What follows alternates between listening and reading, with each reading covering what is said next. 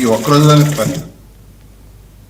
సినిమాల పైరసీ కేసులో అరెస్ట్ అయిన ఐబొమ్మ రవి బెయిల్ పిటిషన్ పై ఇవాళ నాంపల్లి కోర్టులో విచారణ జరగనుంది. ఇప్పటికే 8 రోజుల పాటు విచారించిన సైబర్ క్రైమ్ పోలీసులు అతడి నుంచి పలు కీలక విషయాలు రాబట్టినట్లు సమాచారం.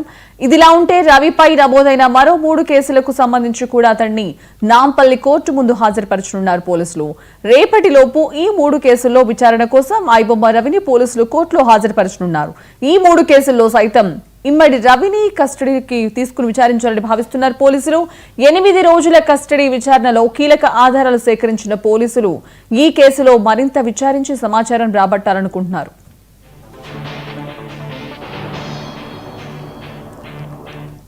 ఇదిలా ఉంటే ఐబొమ్మ సినిమా పైరసీ కేసును దర్యాప్తు చేస్తున్న సైబర్ క్రైమ్ అధికారి ఆదివారం ఇమ్మడి రవి తన సహచరుల పేర్లను వెల్లడించకుండా బెట్టింగ్ ప్రమోషన్ సినిమా పైరసీ నేరాన్ని అంగీకరించాడని వెల్లడించారు. శనివారం ముగిసిన తన పోలీస్ కస్టడీ 3వ రోజు రవి తన ఐబొమ్మ వెబ్సైట్ ద్వారా నటుడు విజయ్ దేవరకొండను బెదిరించారని వెల్లడించారని అధికారి వెల్లడించారు. నువ్వు నా వెంట వస్తే నేను కూడా నీ వెంట పడతాను అని అతను వెబ్సైట్ లో పేర్కొన్నాడు. ఇది నగర పోలీసులకు మాత్రమే కాకుండా విజయ్ దేవరకొండకు కూడా ఒక సవాలుగా భావించబడింది.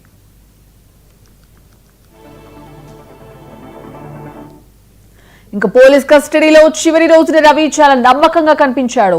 వెబ్సైట్లకు ఐబొమ్మ బొప్పమని ఎందుకు పేరు పెట్టాడో వెల్లడించాడు. తన స్వస్థలం విశాఖపట్నంలో సినిమాను బొమ్మ అని పిలుస్తారు కాబట్టి అతను ఐబొమ్మను ఎంచుకున్నారని, అలాగే బలపం పేరు పెట్టడంలో సాంకేతిక సమస్య రావడంతో బలపంలో ఐ అనే అక్షరం తీసేసి బప్పం అని పెట్టానని చెప్పాడు. ఇక డొమైన్ల నిర్వహణ రూపకల్పనను కరేబియన్ యూకేలోని అవుట్ సోర్సింగ్ ఉద్యోగులకు అప్పగించినట్లు పైరసీ కింగ్ పిన్ చెప్పాడు. ఇక డొమైన్లలో అప్లోడ్ చేసిన కొత్త సినిమాలను టెలిగ్రామ్ యాప్ నుంచి కొనుగోలు చేసినట్లు నిందితుడు అంగీకరించాడని పోలీసులు తెలిపారు. అతను ఓటీటీ ప్లాట్ఫామ్ల నుంచి సినిమాలను రికార్డ్ చేసి multi layered mirror auto generated transmission సహాయంతో వాటిని హెచ్డీ నాణ్యతలోకి మార్చాడని పోలీసులు తెలిపారు.